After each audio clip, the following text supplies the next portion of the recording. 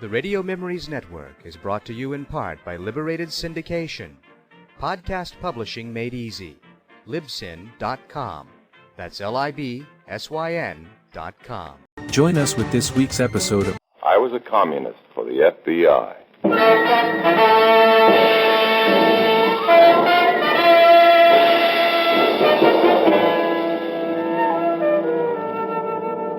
Starring Dana Andrews in an exciting tale of danger and espionage. I Was a Communist for the FBI.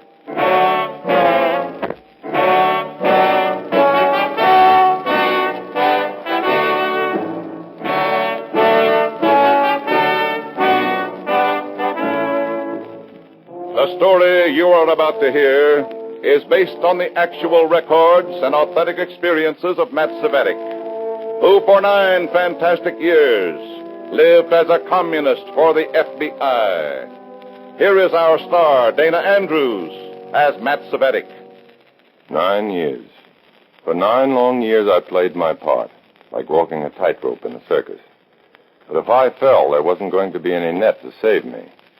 It's a lonesome, thankless job, trying to be a communist for the FBI.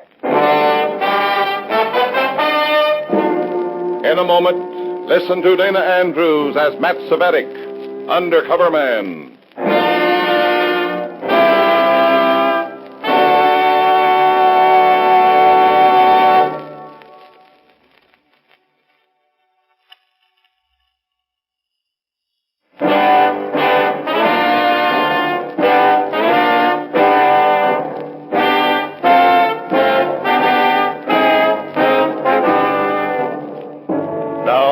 Here is Dana Andrews as Matt Cvetic, Undercover Man. This story from the confidential file is marked The Red Record.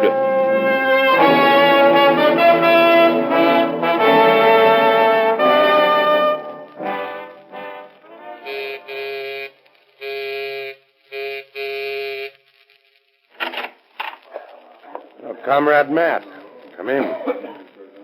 I went to a meeting in my communist cell. It was Tuesday, 9 p.m. There were 6 of us there, 4 men, 2 women. We went through all the reports, propaganda, the directives, and then Comrade Ted, the leader of our cell, had a word to say. Now, just keep this in mind, comrade. The party expects nothing impossible, just do what you're told. I think that's all. Good night.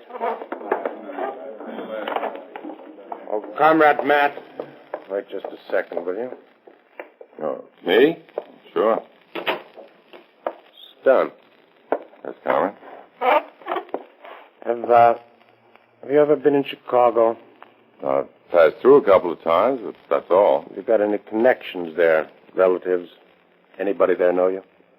Not that I know of. Okay. You know, comrade, you're a pretty good-looking guy, and that isn't going to do any harm on the job we've got for you. What job? Well, the Central Committee decided, from what I told them about you, that you're the comrade to handle this foul-up. I don't understand. You don't have to understand. All you have to do is obey orders. Okay, what are my orders? Pack a bag full of clothes and be at the information desk at the Union Station at 1 a.m., 4 hours from now. Where am I going? Don't worry about it. Then, how long will I be gone? Who knows, comrade? Maybe forever.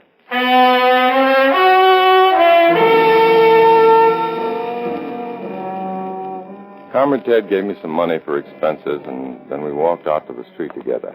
At the corner, we parted. Well, see you again, comrade.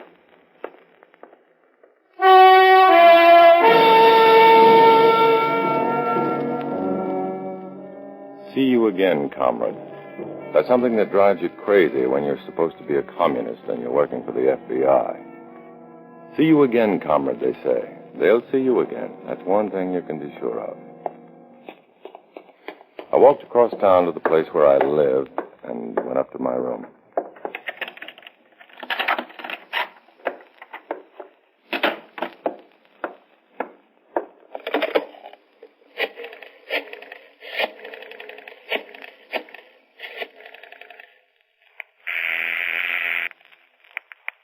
Hello? This is John F. Smith. I want to talk to Uncle Zach. Okay, Matt, go ahead. I'm being sent somewhere. I'm not sure, but I think it's Chicago. I'm supposed to make a contact at the Union Station at 1 a.m. You know what it's about? No idea. Chicago. Yes, there's an operation in Chicago that we've heard about. I'll give you a number to call if you need it. Maybe you will. Michigan 91112. Michigan 91112. Don't write it down. Just remember it. I'll remember.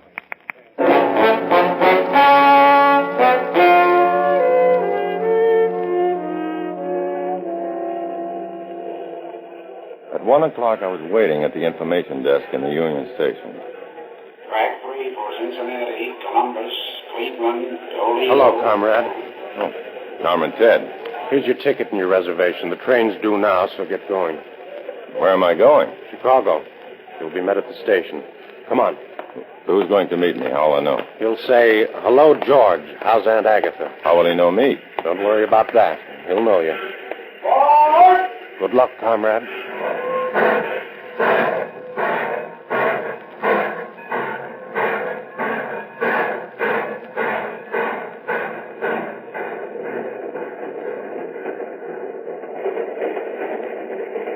I stared out of the window at the lights flashing by in the night.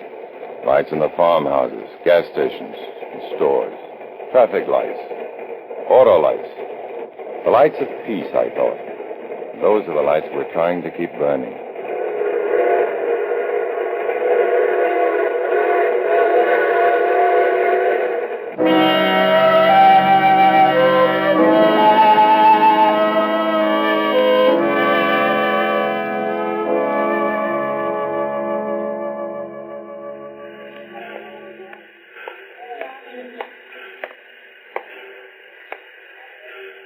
Hello, George. How's Aunt Agatha?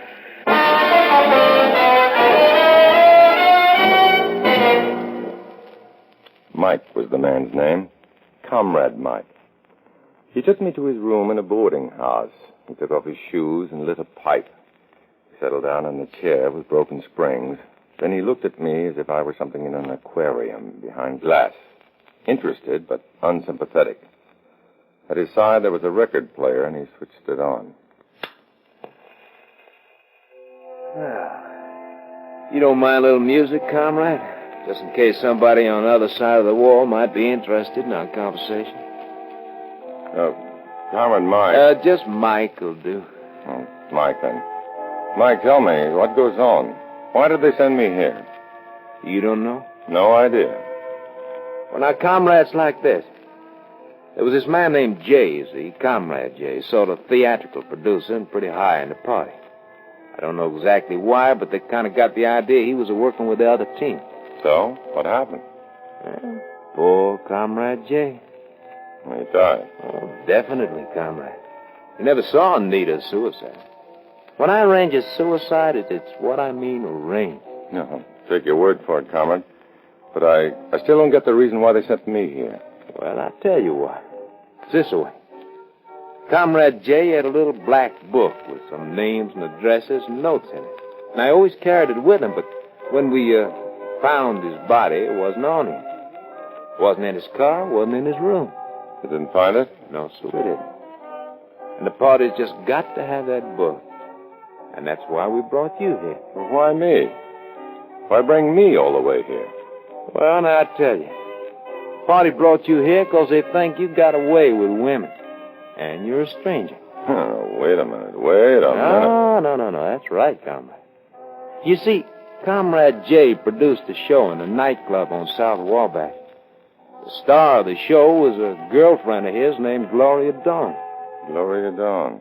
So? So the party believes Comrade Jay may have left that little black book with Gloria. Now, you're a stranger in town, and you're good-looking. It's up to you. You mean I'm supposed to get this girl to confide in me? Any way that you please, comrade. But she hasn't got the book. Oh, she got it somewhere. And that's why you're here. To talk sweet to that dame until she tells you everything she knows. Okay. Where do I find her? She's working in a Double or Nothing club on the south side. You'll find her and you talk to her, and your report to me will be good, I hope. comrade.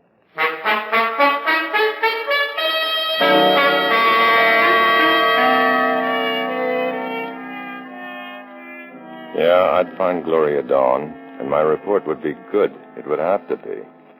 I'd been instructed by the comrade.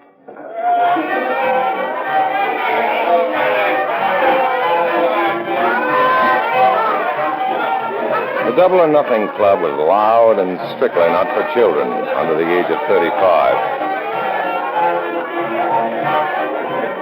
And now we take great pride in presenting the star of our show, Miss Gloria Dawn. Here she is. Let's give her a great big hand. Hello, everybody. Hello. Now, let's go. It was just about what I expected, and I was not really surprised when I caught a glimpse of Comrade Mike in a far corner. I expected to be followed because the comrades just don't trust each other out of sight. After several hundred years, the floor show was over. Comrade Mike was still somewhere behind me, and in front of me was anything from simple, flirtatious nonsense to sudden death. Poor Comrade Jay.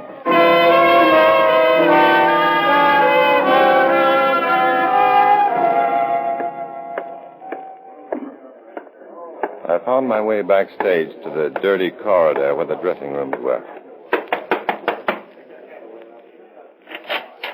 Yeah? Miss Dawn, Yeah? remember me? No. That's Reddick. I never saw you before, mister. Now, come in. Lose yourself, chum. All right, I just wanted to talk to you about Jay. Jay? What about him? Do you think he killed himself? Well, I... Come in. Sit down while I take off this makeup. What'd you say your name was? That's Reddick. Oh, yeah. Mind if I ask? Are you a cop? No, certainly not. Why? And why are you asking me about Jay? Well, he was a friend of mine. I heard he was a friend of yours, that's all.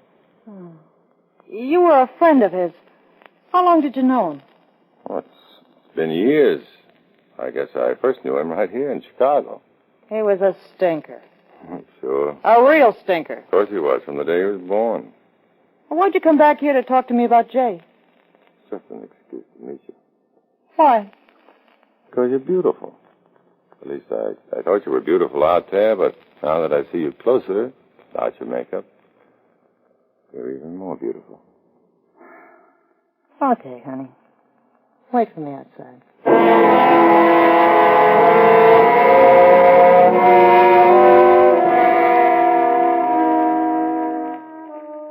When I got home that night, I was questioned at length by Comrade Mike. What had I said to Gloria? What had she said to me? Where did we go when we left the nightclub? What was her reaction when I mentioned Comrade Jay? We know Comrade Jay had that book up at the time he went into Gloria's dressing room. We know he didn't have it when he left. We've searched every inch of that dressing room, and we know it isn't there. We know Gloria didn't take it away with her. Gloria is exactly what she seems to be, a body without a brain. Look, Comrade, this assignment is nothing but trouble. I don't like it. Well? Suppose I don't find the book.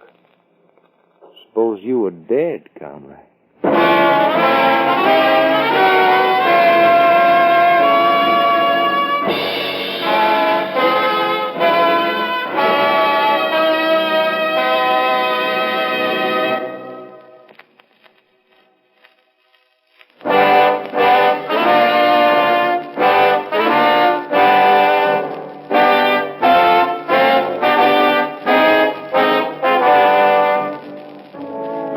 Back to Dana Andrews, starring as Matt Savetic in I Was a Communist for the FBI, and the second act of our story.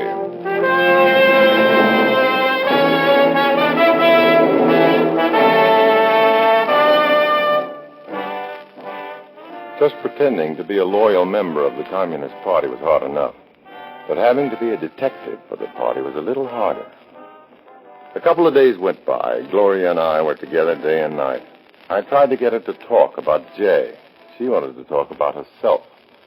But on the third night, after the show in her dressing room... Close your eyes, honey. Roger. Eyes closed. Say, Gloria, why did you think Jay killed himself? Did I ever say that? You believe it, don't you? Oh, I don't know. Only I think he knew he was going to be knocked off that night. He came in here when I was dressing like now. He had a little portable radio with him. He put it down on the table there and said, "This is for you, babe. If I never come back, this radio will play." He didn't come back, and the thing wouldn't play. If I never come back, this radio will play. Yeah, that's what he said. Did you tell anybody about that? Tell who? The cops? Oh, I wouldn't tell them the time of day. What happened to the radio, Gloria? What did I do with the thing? That dressing room is so cluttered up. I guess I left it in the property room with all the costumes and junk. Do you think it's still there? What difference does it make? Oh, I thought I might be able to fix it for you. I know a little about radios. Yeah? Well, maybe it's still there. Come on.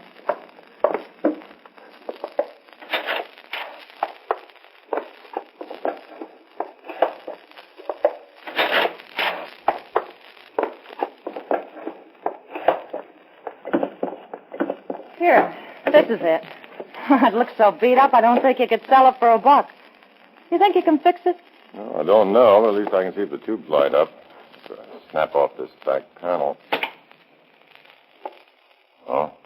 You find the trouble, honey? Yeah, I think so. Let me take it with me. I'll get it fixed for you, something as good as new. Okay, honey. Honey, do you believe in second sight? When Jay left here that night, he said if he never comes back, that radio will play. Well, forget about the radio, but he must have known he'd never come back. Yeah. Maybe he did know he'd never come back. Maybe he was right about the radio, too. Maybe it will play.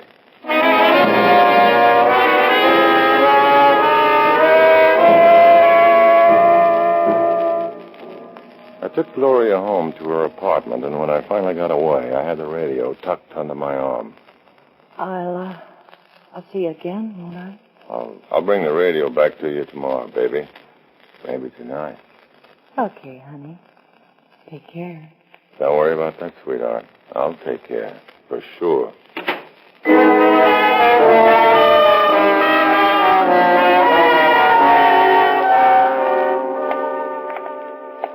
I walked along a Chicago street I'd never seen before, and all the time I was conscious of the fact that I was being followed.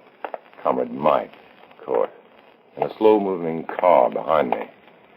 At a street corner, there was an empty taxi. Where to? Just drive.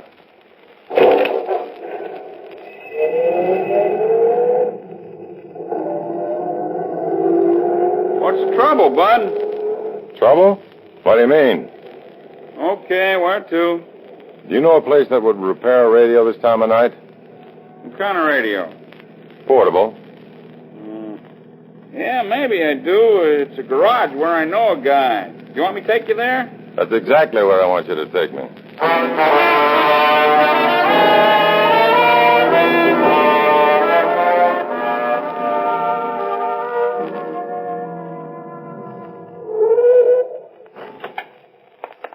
There's the garage. The guy's name is George. Want me to wait? No, I don't know how long this will take. Okay. 140. Your name is Aronsky, isn't it? Well, what if it is? A.J. Aronsky, license M12659. Look, pal, if you got a beat... Keep your hair on, Aronsky. I was just reading your card. I'm one of those people who remembers everything. $1.40. There you are. Thanks. Oh. Thanks, pal. Don't give it a thought.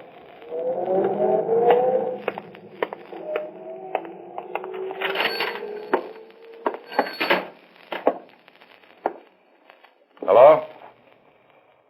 Hello? George?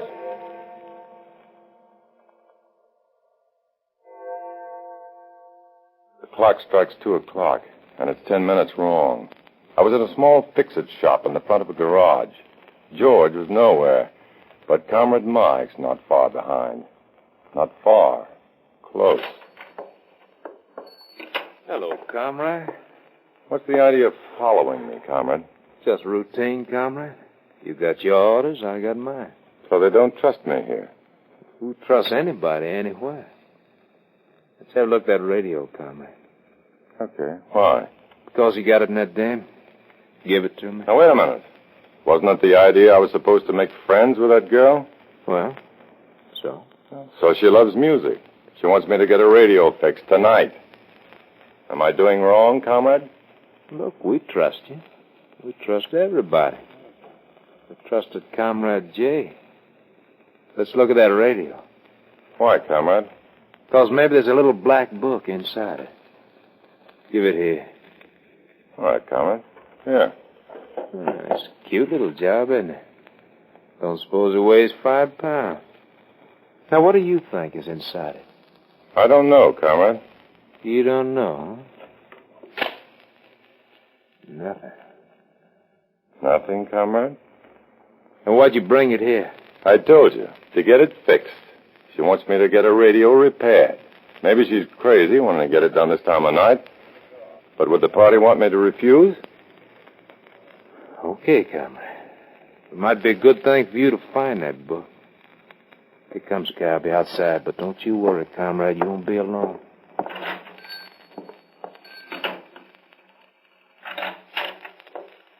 Thought I heard somebody out here. Oh, it's this radio. Thought I heard somebody talking to somebody out here. Oh, that was my friend. Out there in the car. Oh, okay. What's the matter with this? Yeah. What's the matter with it? I'll have a look at it. You got a phone? Yeah. Here under the counter. Local call? Yeah, local call. That'll be 15 cents. You can pay me now.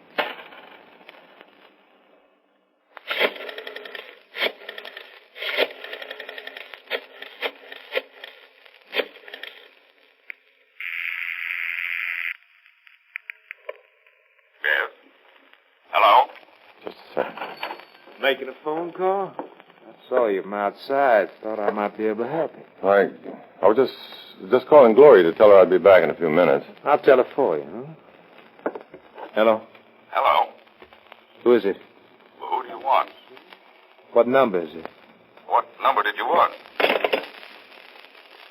What's the trouble? Wrong number? For real wrong number.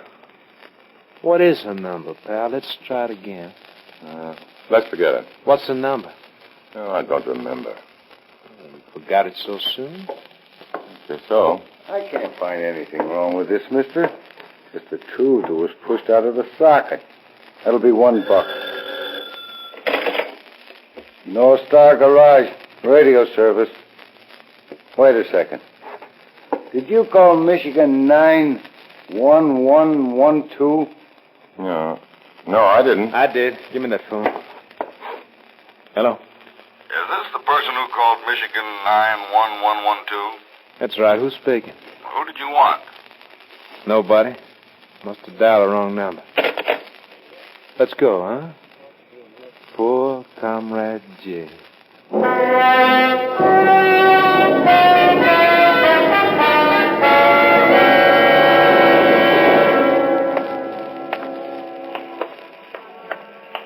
Doing a job for the FBI. A communist for the FBI. Maybe you ought to feel noble and brave about it. But right now, you're walking along a dark, deserted street with Comrade Mike 1 pace behind you. The bulge in his pocket is either a 38 or a 45. At Gloria's place, Mike shoved his gun in my back. Now, you look. When we go through the lobby, let's not make any mistakes. Huh, comrade? No mistakes. All right, move. Now, wait a second. Why do you want to see her? No, either you're a fool or you think I'm a fool. I might have been willing to believe that she didn't know anything about Comrade J's little black book until you made that phone call. Now I think I'm going to find out where it is. It may be a little tough for both of you, but I'll find out. Let's go, comrade. Now, wait, comrade. Look, you're making a terrible mistake. Why do you think I was sent here? I know why. To check on you, comrade. Nuts. You don't believe me? How long are you planning to live? You're crazy. The party wouldn't do that to me. Wouldn't they? I'm not going to try to convince you. But just think about it for a second before you make a fool of yourself. Nuts. Sure, nuts. But you can't be sure, can you? You can't be sure of anything in the party. Here, look at this card. Here, what is it? Let me see that. Look at it, Comrade.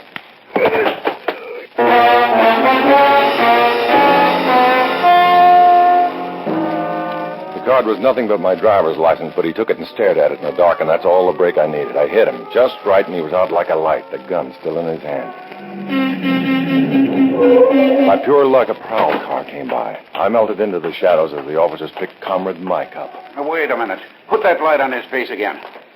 Yeah, you know who this guy is? He's Mike Dobronsky. Well, this guy's wanted for everything. Get him in here.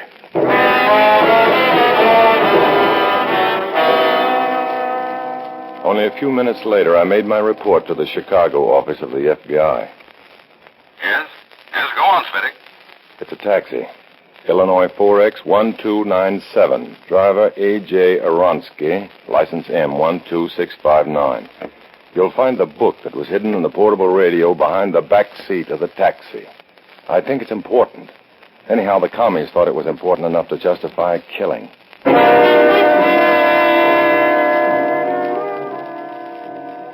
The street in Chicago, dark, deserted, lonely.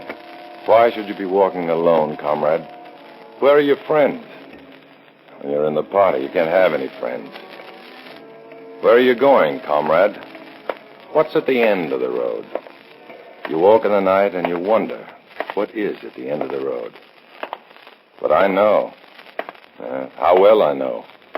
I'm a communist for the FBI. I walk alone.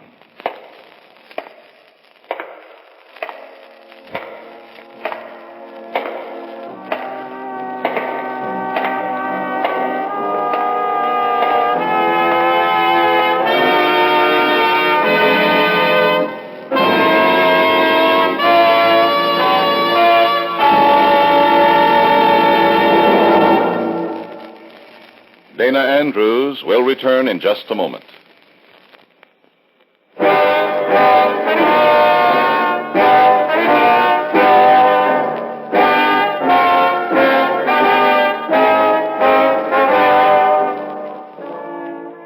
This is Dana Join us Andrews with with a this word week's about the episode of I story Was you a just Communist heard. for the FBI. The part I portrayed is the part you have to play when you're a communist for the FBI. And it's worth it, a million times over. Because at the end of the road is freedom. In this story, as in all others, names, dates, and places are fictitious to protect innocent persons. Many of these stories are based on incidents in the life of Matt Svitek, who worked undercover for the FBI. Next week, another fantastic adventure. Join us, won't you?